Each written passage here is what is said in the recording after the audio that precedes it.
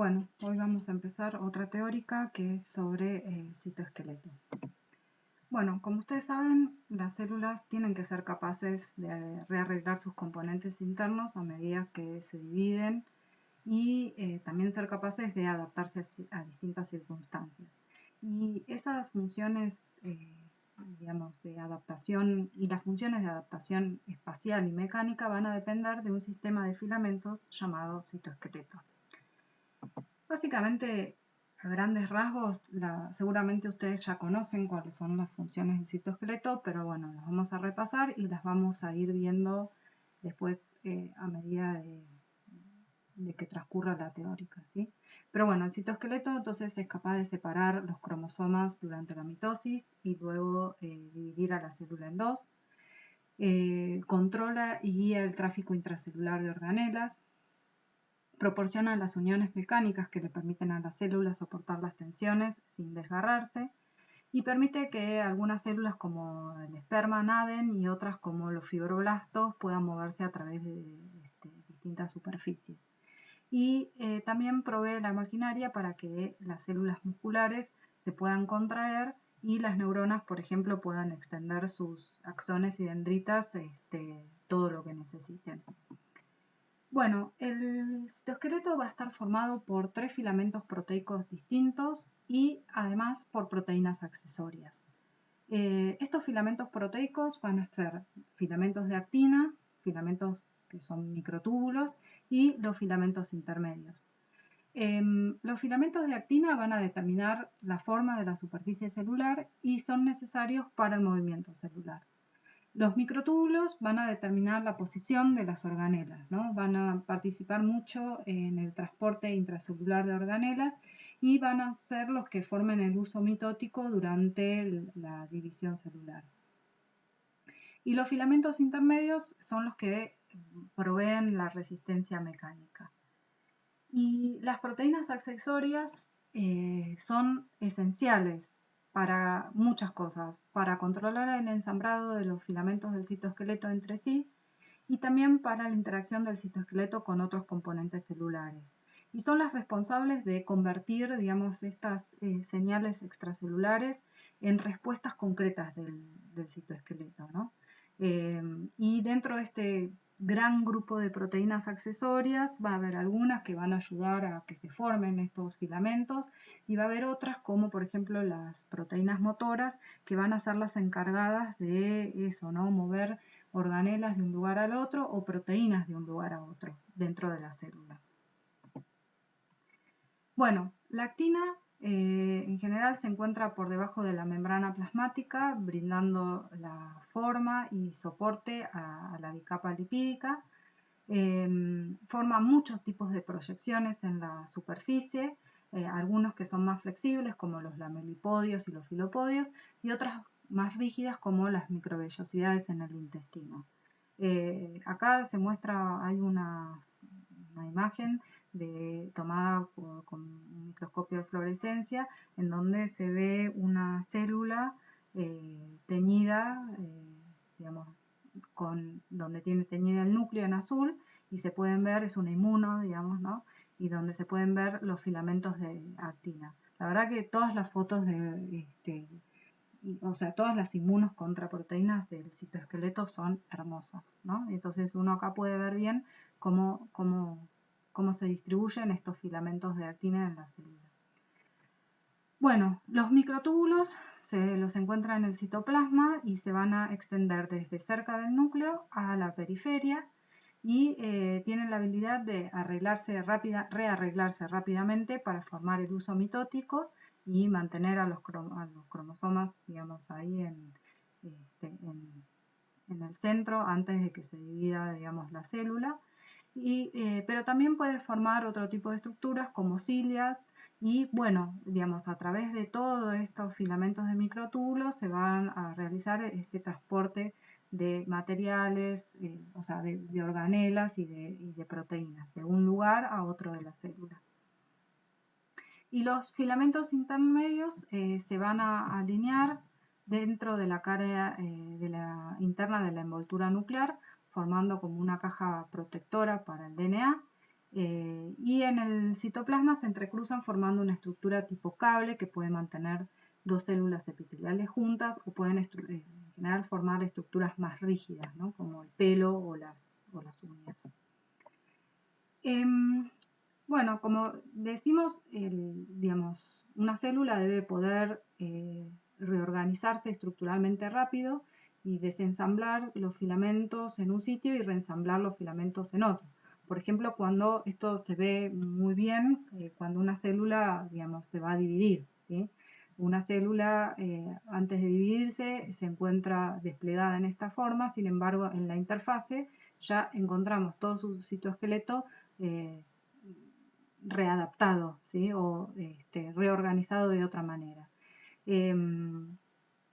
Y bueno, digamos, y esto le permite a la célula poder dividirse y generar, bueno, pasar la información de una célula a otra y generar dos células iguales, ¿sí? O sea que el citoesqueleto tiene que poder ser dinámico y adaptable. Y es esta la regulación de este comportamiento dinámico y ensamblado de los filamentos del citoesqueleto que le permite a la célula construir una gran variedad de estructuras a partir de ellos, ¿no? O sea, si hay algo que es el citoesqueleto, es muy dinámico. Se puede desensamblar en un lado y ensamblar de otra manera en otro lado. Y esto en función de las necesidades que tenga la célula, ¿sí? Pero bueno, la característica es que es dinámico y adaptable a la situación que necesite atravesar la célula. También el citoesqueleto va a determinar una organización celular y polaridad, sobre todo en células que tienen que mantener esta organización celular y polaridad durante un largo tiempo, ¿sí? Hay células como por ejemplo las células que tienen como un pelo adentro del oído interno, que esas no se van no tienen turnover, o sea, que son así toda la vida y tienen que tener ese pelo así durante toda la vida porque con ese pelito podemos nosotros escuchar. Y esa estructura está mantenida por el citoesqueleto, ¿sí? Y en una célula morfológicamente diferenciada, el citoesqueleto va a determinar esa polaridad celular, o sea, va a determinar diferencias entre el arriba y el abajo, entre la izquierda y la derecha, ¿sí? Que van a ser en algún tipo de celular muy estables a lo largo de toda la vida de esa célula. Y, digamos, una característica de los filamentos del citoesqueleto es que se ensamblan a partir de subunidades proteicas pequeñas. Por ejemplo, la actina se ensambla a partir de subunidades de actinas que son globulares y compactas. Y esas subunidades globulares y compactas ahora vamos a ver, pero se las llama G-actina, ¿sí? Esas subunidades, la G-actina, son asimétricas y se unen unas a otras a través de la cabeza de uniones cabeza-cola. Y esa unión, esa manera de unirse de estas las subunidades son estas, ¿no? Y esta manera de unirse de estas subunidades le da una polaridad al filamento. Y otra característica es que las subunidades globulares, o sea, la G-actina, es capaz de catalizar ATP. ¿Sí? Los microtúbulos se ensamblan a partir de subunidades de tubulina, que también son globulares y compactas. Y estas subunidades también son asimétricas y se unen también unas con otras a través de cabeza o cola, y también tienen polaridad, o sea, el filamento de los microtúbulos tiene una polaridad, tiene un extremo positivo y uno negativo, igual que la actina, y las subunidades de tubulina son capaces de catalizar el GTP. Mientras que los filamentos intermedios se van a ensamblar a partir de subunidades pequeñas pero en vez de ser globulares son elongadas y fibrosas. Estas unidades son simétricas y bueno, no catalizan, no son capaces de catalizar ni ATP ni GTP. Y bueno, todas estas subunidades, o sea, en todos los casos, se van a asociar a través de uniones no covalentes y la formación de estos filamentos, ahora vamos a ver bien en cada caso, pero está regulado por estas proteínas accesorias que, digamos, va a regular el ensamblaje de estos filamentos en función de las señales extra e intracelulares que reciba, ¿sí? Bueno, y digamos, una característica de estos filamentos del citoesqueleto es que se construyen a partir de protofilamentos, ¿sí? Y esto, ahora vamos a ver, por ejemplo, en este caso, digamos, las unidades se van a ensamblar formando un filamento, pero un solo filamento no, digamos, es térmicamente inestable, ¿no? Y es muy frágil, es muy fácil de romperlo, y el citoesqueleto lo que le provee es un soporte mecánico a la célula. Entonces es por esto que estos filamentos se asocian entre sí, formando protofilamentos o sea, de muchos filamentos, o sea, formando una fibra de muchos filamentos que le da una mayor estabilidad térmica y una mayor estabilidad mecánica también, ¿sí? Por ejemplo, en el caso de la tubulina, de los microtúbulos, estos se van a asociar 13 filamentos juntos para formar un microtúbulo, ¿sí? Entonces, bueno, para proveer fuerza y estabilidad, los filamentos de actina, los microtúbulos y los filamentos intermedios se ensamblan formando múltiples filamentos, ¿sí? Y bueno, las proteínas accesorias, que se las vengo mencionando muchas, pues las vamos a ver, pero bueno, porque realmente tienen una función muy importante en brindar esta dinámica al o sea, este dinamismo y adaptabilidad al citoesqueleto, ¿sí? Bueno, son eso, determinan la distribución y la dinámica de los filamentos del citoesqueleto, convierten la información recibida a través de vías de señales extracelulares e intracelulares en acciones concretas del citoesqueleto. ¿Qué quiere decir? Bueno, crece acá, descrece acá, formate, armá un filopodio acá, ahora sacalo, ponelo allá, ¿sí? Cosas que ocurren rápidamente.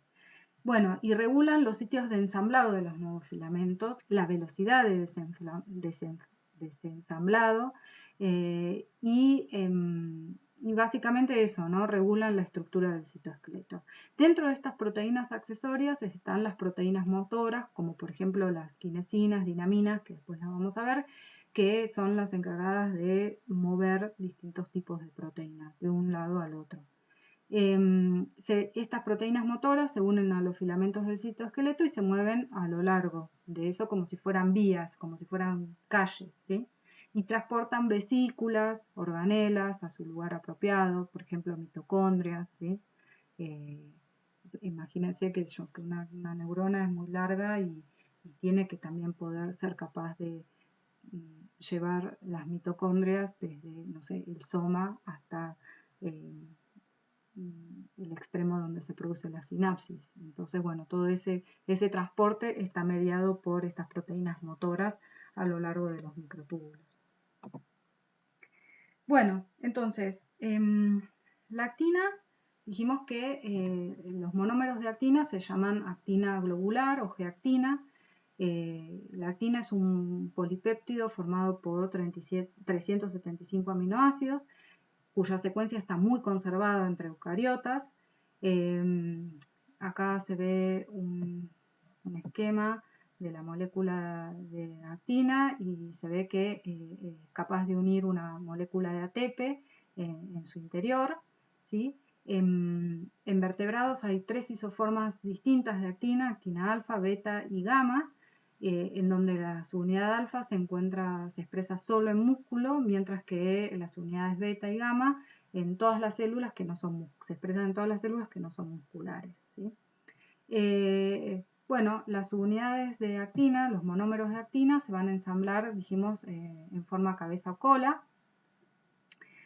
Van a formar, las unidades de actina forman una estructura filamentosa llamada F-actina y como se unen, digamos, se ensamblan en esta forma cabeza-cola, tienen una polaridad, ¿sí?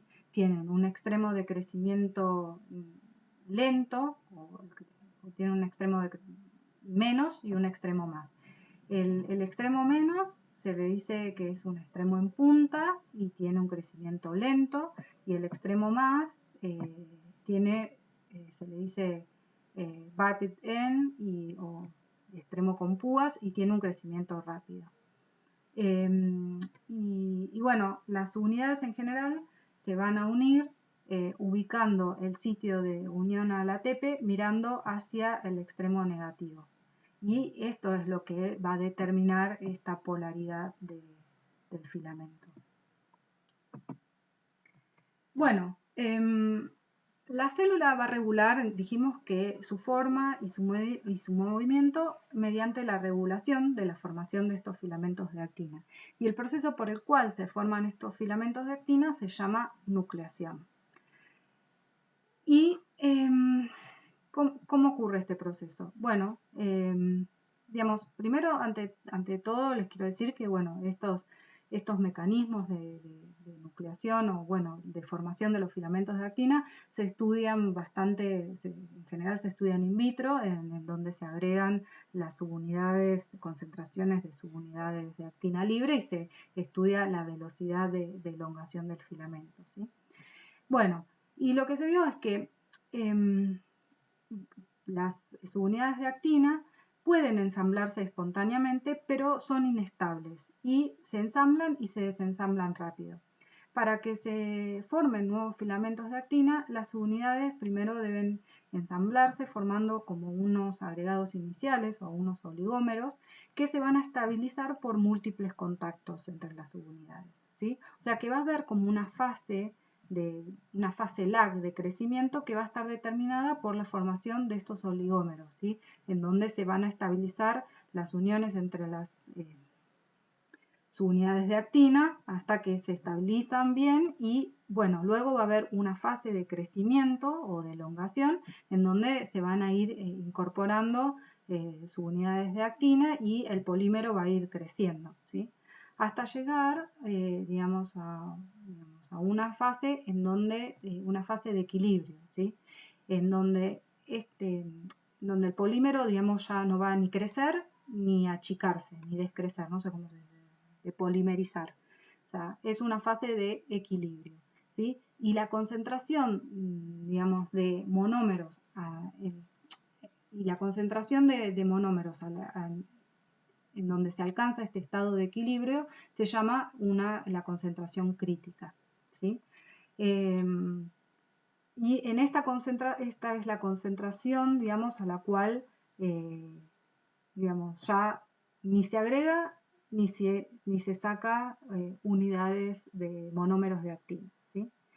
Y esta curva, digamos, o este proceso de nucleación puede acelerarse si en vez de uno partir de subunidades libres, ¿sí? Parte a partir de oligómeros, ¿sí? Entonces se ve que este proceso ya no tiene, esta fase lag, sino que directamente comienza a crecer más rápido, a elongarse más rápido, hasta que otra vez se alcanza el estado de equilibrio, digamos, en donde no se crece ni se descrece más. Entonces, la concentración crítica es la concentración de actina libre en solución a la cual el polímero de actina no crece ni se despolimeriza, y está dada por el cociente de la constante de velocidad de pérdida de la subunidad de actina sobre la constante velocidad de adición de las subunidades de actina.